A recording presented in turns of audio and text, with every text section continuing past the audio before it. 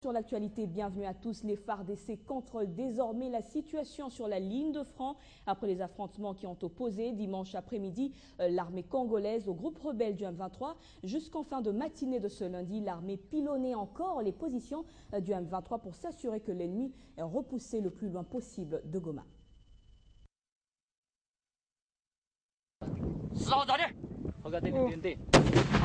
Des tirs de mortier étaient audibles depuis les périphéries de Goma.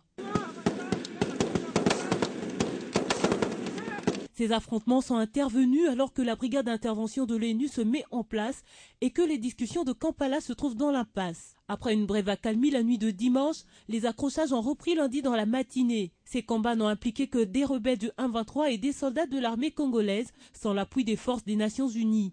Ces dernières disent être en état d'alerte maximale pour recourir à l'usage de la force létale en cas de nécessité pour protéger les civils à Goma et ses environs. Concernant ces heurts, le porte-parole des forces armées au Nord Kivu, le colonel Olivier Amouli, a déclaré au courant de la journée de lundi: La situation est sous notre contrôle à Mutao, tout comme sur la ligne des fronts. Et notre objectif est de repousser l'ennemi le plus loin possible de la ville de Goma.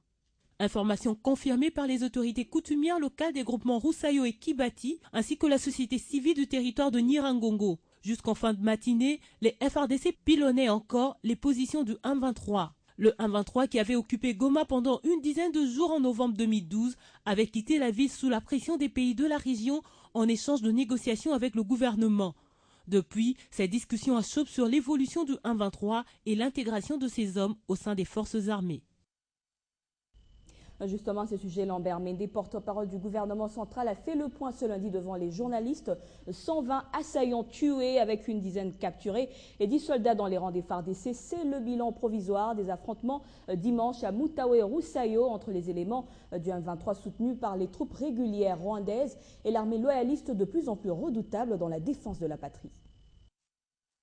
Ce qui s'est passé hier a été un coup de semonce pour ceux qui croyaient que la République démocratique du Congo était toujours ce ventre mou où l'on pouvait entrer n'importe quand. Nous allons continuer dans ce sens-là. C'est ça la politique que le président de la République a élaborée pour nos forces armées dont il est le commandant suprême. Des performances qui se multiplient avec comme effet d'entraînement des exploits qui se répètent sur le champ des batailles dans l'est de la République démocratique du Congo. Après la défaite infligée vendredi dernier aux Ougandais de la ADF Nalu, appuyés par les terroristes somaliens de Shebab, à Kamango, les forces armées de la République démocratique du Congo, dont les positions ont été attaquées à Mutao et au Roussayo, des localités situées à 12 km au nord-ouest de la ville de Goma, dans le nord Kivu, démontrent une fois de plus qu'on ne peut pas continuer toujours à humilier tout un peuple et son armée. Le Rwanda et l'Ouganda commencent à comprendre que les temps ne sont plus les mêmes. Côté gouvernement, Lambert Mende Malanga déclare que les attaques de Mutao et Roussayo ne sont pas une surprise. Les attaques de l'armée rwandaise à travers son M23 et celles des rébellions ougandaises contre les forces armées de la République démocratique du Congo sont enregistrées, alors qu'un nombre important des soldats de la Brigade internationale de l'ONU sont déjà au Nord Kivu. Et la presse s'interroge sur le pourquoi de leur inaction. Mais le porte-parole du gouvernement congolais tente de rassurer l'opinion dans un langage purement diplomatique. Lambert Mende reconnaît tout de même que ces nouvelles agressions constituent une menace majeure contre la sécurité et l'intégrité de la République démocratique du Congo. Voilà qui justifie le sens de l'initiative du président Joseph Kabila de créer un cadre de dialogue avec les concertations nationales. Autre titre d'actualité, c'est la 15e réunion du comité ministériel de l'organe de coopération en matière de politique, défense et sécurité de la SADC. Le comité a passé en revue la situation politique et sécuritaire dans la région qui demeure relativement stable. Toutefois, le CMO a noté quelques difficultés rencontrées à Madagascar et au Zimbabwe, ainsi que des problèmes sécuritaires dans la partie est de la RDC, dont le vice-premier ministre, ministre de la Défense, Alexandre Lubantambo, et le ministre des Affaires étrangères, Raymond Tshibanda, ont pris part à ces travaux. Au centre de conférence Julius Nyerere de Dar es Salaam où s'est tenue cette rencontre, la CMO a confirmé l'envoi des troupes de la Brigade internationale dans l'est de la RDC jusqu'à la fin du mois d'août et pour être opérationnel sur terrain d'ici le mois de septembre 2013. Ces troupes sont notamment composées des militaires venus d'Afrique du Sud, de la Tanzanie et du Malawi, dont les militaires arrivent progressivement. Toujours en rapport avec la sécurité dans l'Est, la Namibie offre la formation aux militaires de la RDC dans le cadre de l'aide que la SADC attend de la part de tous ses pays membres. À retenir également que le Rwanda s'oppose à tout envoi de la brigade internationale dans l'Est de la RDC, sous prétexte que ces troupes seraient de connivence avec les FDLR pour déstabiliser le pouvoir de Kigali. Le Rwanda a à cet effet saisi unilatéralement le Conseil de sécurité des Nations Unies pour qu'une réunion soit organisée le 25 juillet à New York. La SADC s'oppose d'ores et déjà à cette procédure et estime participer à travers le président tanzanien Jakaya Kikwete à cette réunion autour du secrétaire d'État américain John Kerry. Les élections à Madagascar ont été également évoquées et par rapport à la feuille de route, la SADC est surprise de constater que malgré l'interdiction, Rajoelina Ratsiraka et l'épouse de Ravalomanana se sont portés candidats. Par conséquent, la SADC et l'Union africaine ont décidé de mobiliser l'ONU et toutes les instances de l'océan Indien et de ne pas considérer ces élections. Enfin, au Zimbabwe, la SADC a constaté le bon déroulement du référendum et de l'application du calendrier des élections. À partir du 17 juillet, la SADC enverra ses observateurs et souhaite que ces élections se déroulent dans de bonnes conditions. L'Église également est préoccupée par les différentes crises en Afrique. Les évêques catholiques ont clôturé dimanche leur assemblée générale à Kinshasa. Ils ont appelé les dirigeants politiques d'Afrique à ne pas travailler que pour leur propre intérêt, mais pour le bénéfice de l'ensemble de la communauté. C'était au cours de la messe célébrée au stade des Martyrs. Le peuple congolais veillera toujours à ce que soient respectés les préceptes formulés dans Deutéronome, chapitre 19, verset 14. Tu ne déplaceras pas les bornes de ton voisin.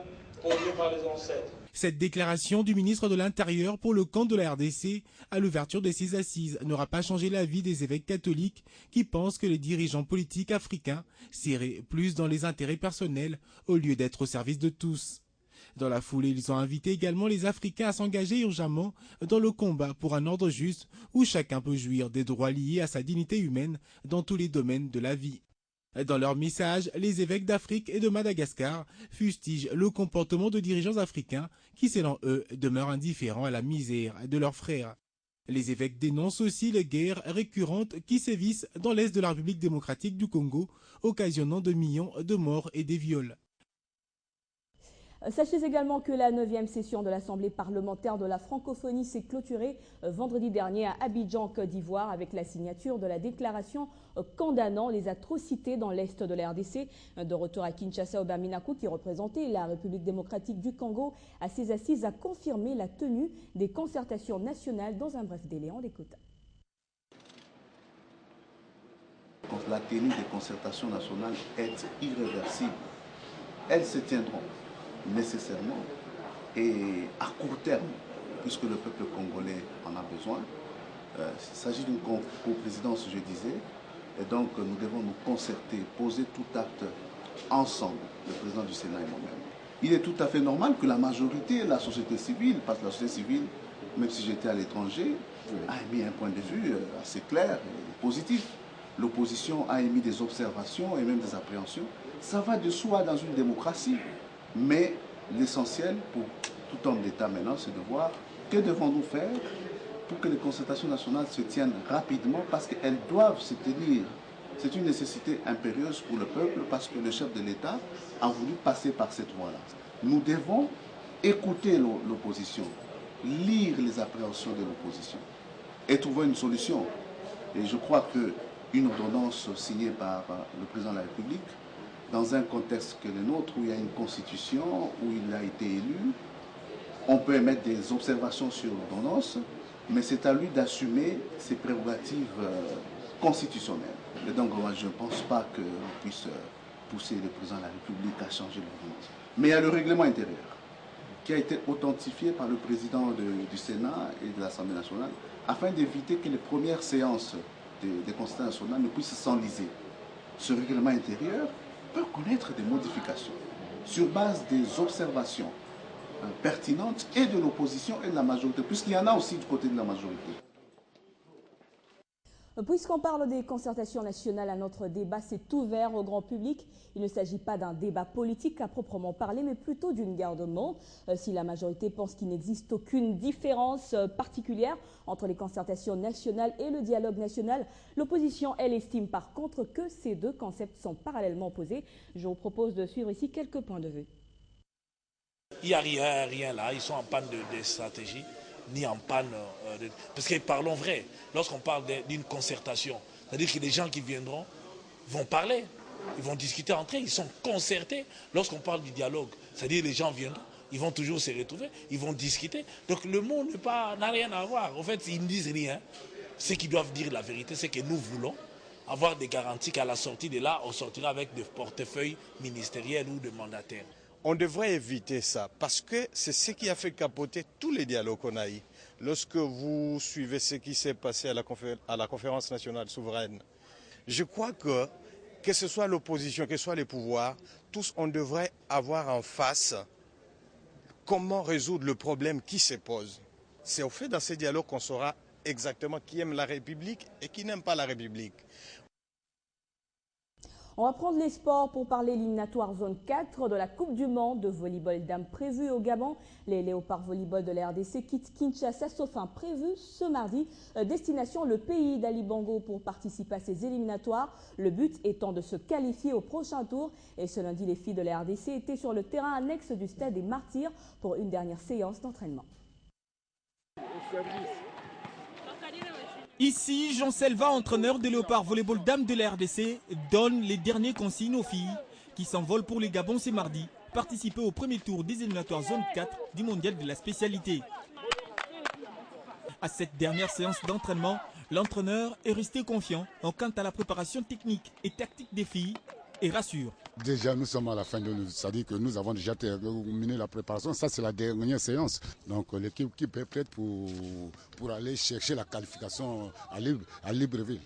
Faute des moyens, l'effectif de l'équipe nationale de la RDC a été réduit à 10, dont 8 joueuses de 2 clubs de Kinshasa et 2 autres appelés du Congo-Brazzaville pour renforcer cette sélection. Nous avons fait seulement appel aux joueurs de 2 équipes, c'est-à-dire que l'équipe championne et l'équipe vice-championne. Donc, en l'occurrence, V-Club et Canon.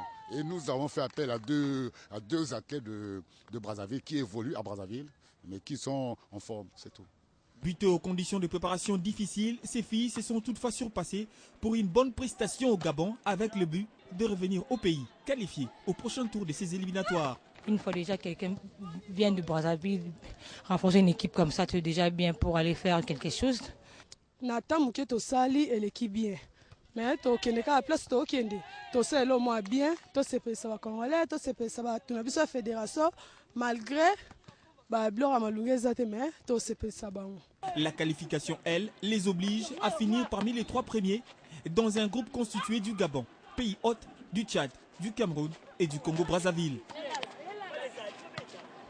Et on va chuter avec la culture. Le chanteur Innocent Baloumé a entamé ce lundi une série de productions dans les grandes villes de la RDC avec à la clé un message de paix et d'unité nationale dit Amani. Une tournée soutenue par le ministère des Affaires sociales et Actions humanitaires qui compte faire du jeune artiste une voix pour la paix.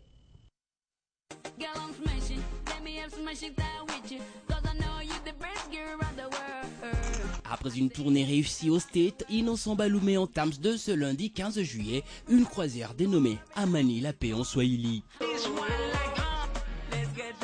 Ce périple conduira Innospi dans les grandes villes du pays où le jeune artiste compte relayer le grand message de l'unité et de la paix en République démocratique du Congo pour un avenir meilleur de la jeunesse. Les lauréats de la première édition du concours Superstar qui vient de larguer le single Lost sur le marché annonce la sortie de son album qui porte le même que lui, Innocent. L'opus recèle des grandes collaborations dont celle de Mai G30. Il sort d'ici le mois de décembre prochain. Voilà, merci à vous qui nous avez suivis à Nairobi au Kenya et partout ailleurs dans le monde.